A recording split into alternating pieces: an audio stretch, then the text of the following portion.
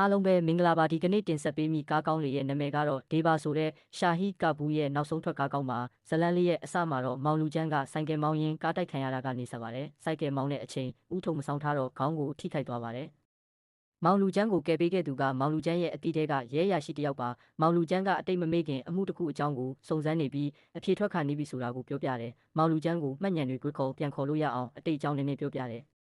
အတိတ်မှာမောင်လူချမ်းကအရန်ခင်ရတဲ့တပ်ဖွဲ့ဝင်တငယ်ချင်းတယောက်ရှိပါတယ်တပ်ဖွဲ့ဝင်တငယ်ချင်းရဲ့နာမည်ကတော့မောင်လူပြော့ပါမောင်လူပြော့ကတော့မောင်လူချမ်းလို့မဟုတ်ပဲရိုးသားဖြူစင်သူတယောက်ပါမောင်လူချမ်းကတော့စိတ်ရှိရာရောက်လို့တက်ပြီးပါစက်နှစ်မရရင်လက်နှစ်ပြီးတတ်သူပါတမျိုးမထင်ပါနဲ့ပါစက်နှစ်ကောင်းကောင်းပြောလို့မရတဲ့လူဆိုးတွေကိုလက်သုံးပြီးချတာကိုပြောတာပါမောင်လူပြော့မလုံနိုင်တဲ့ကိစ္စတွေကိုလည်းမောင်လူချမ်းကဝင်ဖြေရှင်းပေးတတ်ပါတယ်ဒီလိုနဲ့မောင်လူပြော့ကသူချစ်ရတဲ့သူကိုလက်ထပ်ခွင့်တောင်းခဲ့ပါပြီ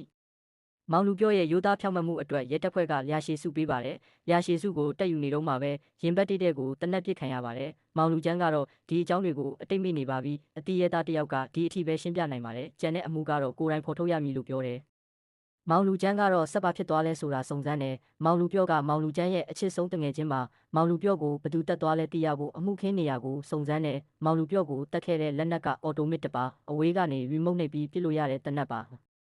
မောင်လူချမ်းရဲ့ကောင်မလေးကတော့မလှမုံပါမလှမုံဆိုပေမဲ့ငငယ်ကကြပြားတဲ့ကလူနာကွေးဦးတူနစ်ထုတဲ့တူနာပြူတော့မဟုတ်ပါဘူးမလှမုံကသတင်းထုတ်တဲ့လူတစ်ယောက်ပါမလှမုံကလည်းမောင်လူချမ်းနဲ့အဆင်ပြေနေပါပြီမောင်လူချမ်းကတော့အမှုစုံစမ်းရမှာမို့လို့မလှမုံနဲ့တိတ်မတွေ့ဖြစ်ပါဘူး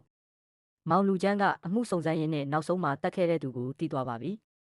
မောင်လူပြော့ကိုတတ်ခဲ့တဲ့သူကတော့မောင်လူချမ်းကိုယ်တိုင်ဖြစ်နေတာပါမောင်လူချမ်းကသူ့ကိုငငယ်တုန်းကကျွေးမွေးဆောင်ရှောက်ခဲ့တဲ့လူဆိုးရှိပါတယ်မောင်လူချမ်းကမွေးကျေးဇူးရှိတဲ့လူဆိုးတွေကိုကာကွယ်ပေးတာပါဒါကိုမောင်လူပြော့ကတီးသွားခဲ့ပါတယ်မောင်လူချမ်းကရဲတိုင်မှာဆိုပြီးရရှိစုပေးတဲ့နေ့မှာအဝေးထိန်ရီမုံနဲ့ပြစ်ခဲ့တယ်။မောင်လူပြော့ကတော့မောင်လူချမ်းကိုရဲတိုင်ကျင်ခဲ့တာမဟုတ်ပါ။မောင်လူပြော့ကမောင်လူချမ်းကိုခွင့်လွှတ်ပေးခဲ့တာပါ။မောင်လူပြော့ခွင့်လွှတ်ပေးတဲ့ဗီဒီယိုကိုမောင်လူပြော့ရဲ့ကောင်မလေးကပြခဲ့ပါတယ်။ဒါပေမဲ့အလားကောင်းပေမဲ့အခါနှောင်းသွားပါပြီ။မောင်လူပြော့ကနိဗ္ဗာန်ရောက်နေပါပြီ။မောင်လူချမ်းကတော့နောင်တရပြီးထောင်ထဲဝင်ခဲ့ရပါတယ်။မောင်လူချမ်းကတော့လိမ်မာသွားပြီမို့လို့ထောင်ထဲမှာရဲကိုကူညီပြီးနာမည်ကောင်းယူခဲ့ပါတယ်။ဒီကားလေးမှာပေးသွားတဲ့သင်ခန်းစာကတော့ဘယ်အရာမှလောလောလတ်လတ်ဆုံးဖြတ်ချက်မချပါနဲ့တခါတော့ထပ်ပြီးပြန်လည်ဆန်းစစ်ပါဆိုတာပဲဖြစ်ပါတယ်